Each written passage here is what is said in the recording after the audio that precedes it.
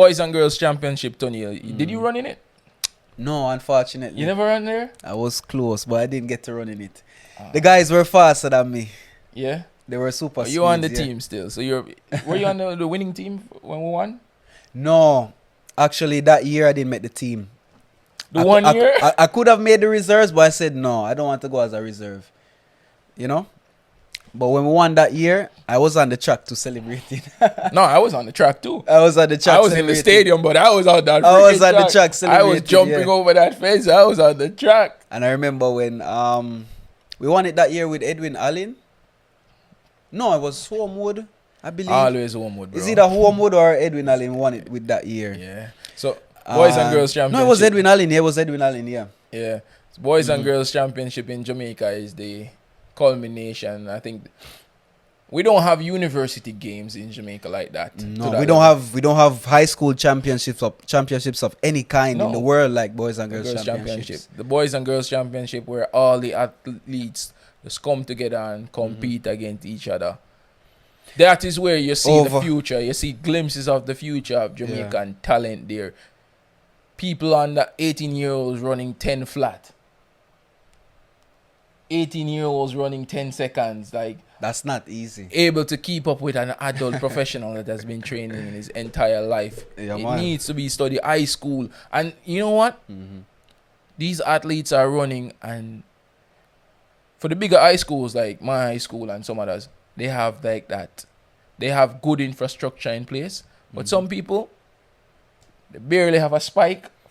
Barefoot. When I was younger, David, I didn't know what spikes were until I actually started to do track and field in high school. Yeah.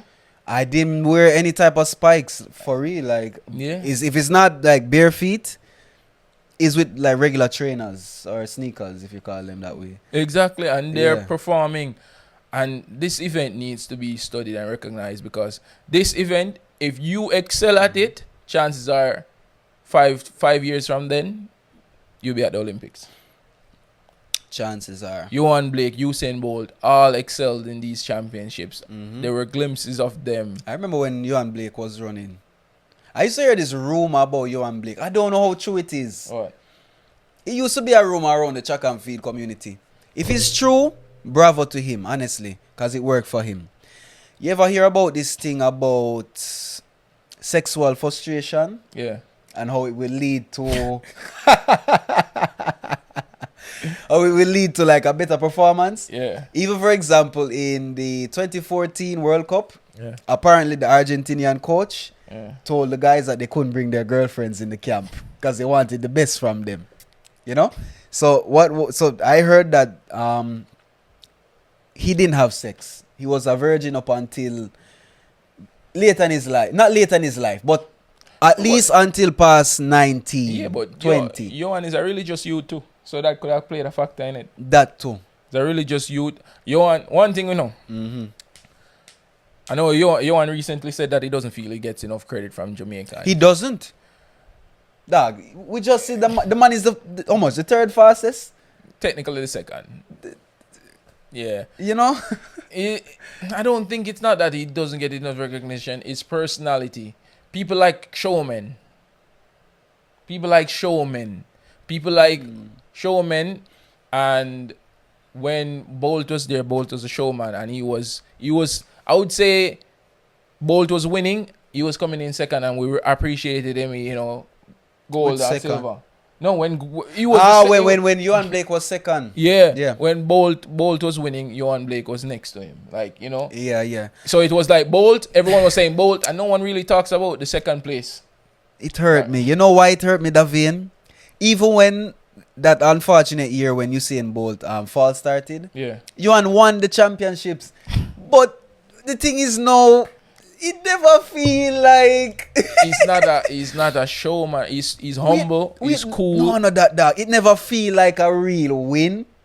Because Bolt didn't. Because Bolt never win. You see what I'm saying, bro? This is what the man feels. Blake. This is what the man feels on a day-to-day. He's not appreciated as much, we don't appreciate him. It's a very bad thing. You know what I'm saying? We celebrated the victory and everything, but there's this thing in our heart where we say, Bolt should have won. Bumbuck lad, Bolt. You know what? And we're like 1-2. Bolt, Blake. We never say Blake, Bolt. We never say Blake, Bolt. We never say 1-2, anyone win. We always say Bolt win. 1-2. I make us see who comes second. People like a show, man. In sports, people watch sports to be entertained. The entertainment factor is crucial. You could be the best athlete in the world. If you just go, perform, go home, the true fans will like you. But the rest of them, they will say you're hype, you're whatever. You're boring. And to talk about this, I think Usain Bolt was the first person I've ever seen in track and field, for that matter, to be that relieved before a race, to be that happy, dancing, giving a good face. Usually it's just like this power show. Yeah. Like, I have the toughest face. I walk out my blocks. I look at the camera, I point at the camera. You know, all of these kind of competitive that's what I'm kind of saying, things. bro.